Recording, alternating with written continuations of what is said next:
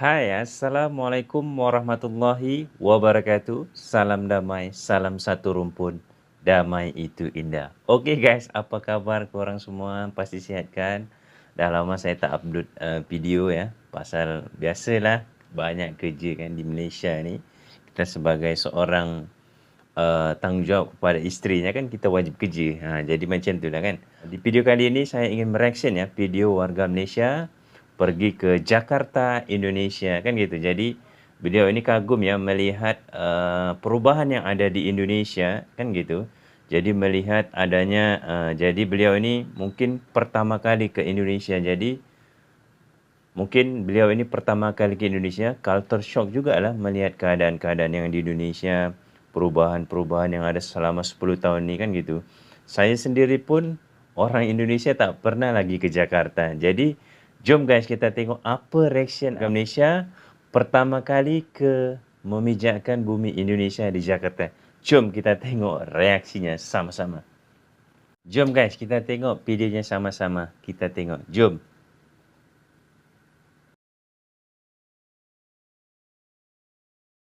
Sekarang ni saya berada di Jakarta, Indonesia. So kalau korang tengok kat Jakarta, Indonesia ni memang maju habis weh. Banyak bangunan tinggi-tinggi. Jalan raya dia pun cantik. Cantik jalan raya dia.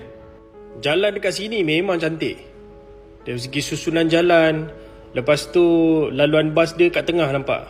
Ni laluan bas dia. So maknanya dari segi public transport dekat Jakarta ni memang efisien.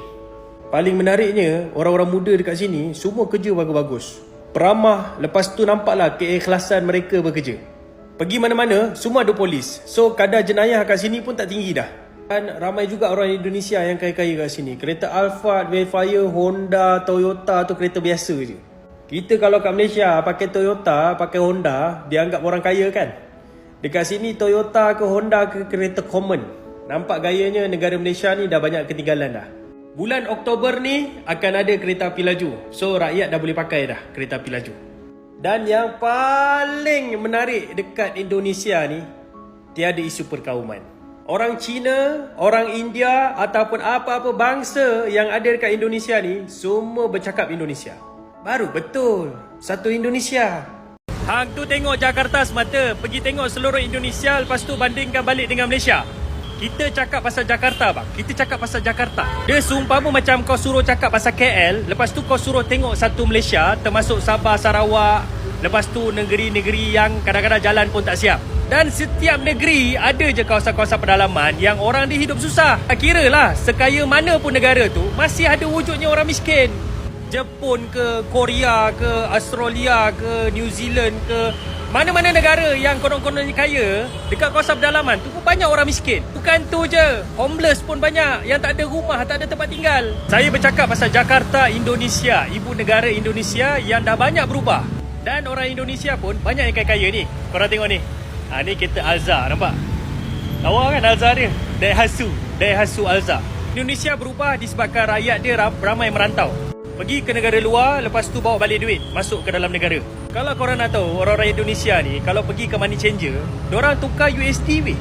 USD. Itulah masalah mata wang yang menjadikan kita berkasta. Seumpamanya kalau negara tu mata wang dia rendah, seumpama macam tarafnya rendah.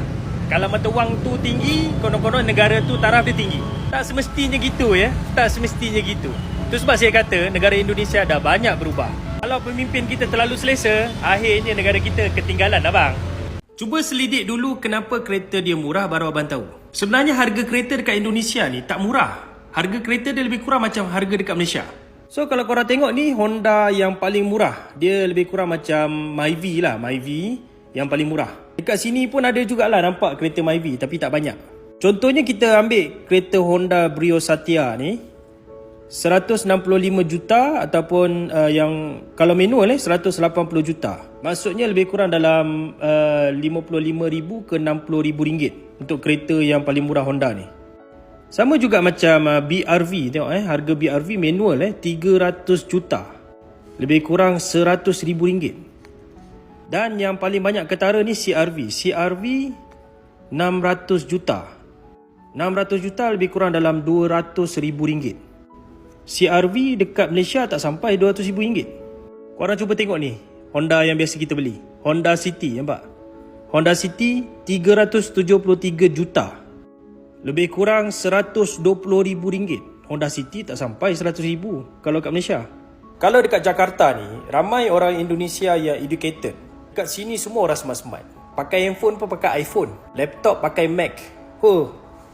Memang beza lah. Saya nak cerita dekat Indonesia ni banyak sangat perubahan dan kemajuan yang berlaku dekat negara Indonesia. Nak sempurna tu memang tak boleh lah. Tapi sekurang-kurangnya ada kemajuan tu. Tak lama lagi dekat Indonesia akan ada kereta api laju. Tak lama lagi memang semakin majulah dia orang.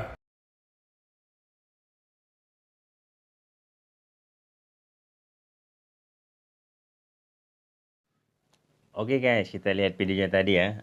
Di sini bukan untuk membeda-bedakan mana yang bagus, mana yang tak bagus ya. Jadi mungkin abang ini pertama kali ke sana dan 10 tahun perjalanan itu ada perubahannya di Jakarta khususnya ibu negara. Jadi mungkin abang ini melihat kan gitu ibu negeri yang ada di Indonesia. Jadi beliau pun terharu juga ya, warga Malaysia. Oke guys, semoga video ini bermanfaat bagi korang yang di luar sana. Semoga sehat-sehat. Oke, saya bersama Arnawan Channel 2 ingin mengucapkan Assalamualaikum warahmatullahi wabarakatuh. Jumpa di video berikutnya. Bye-bye.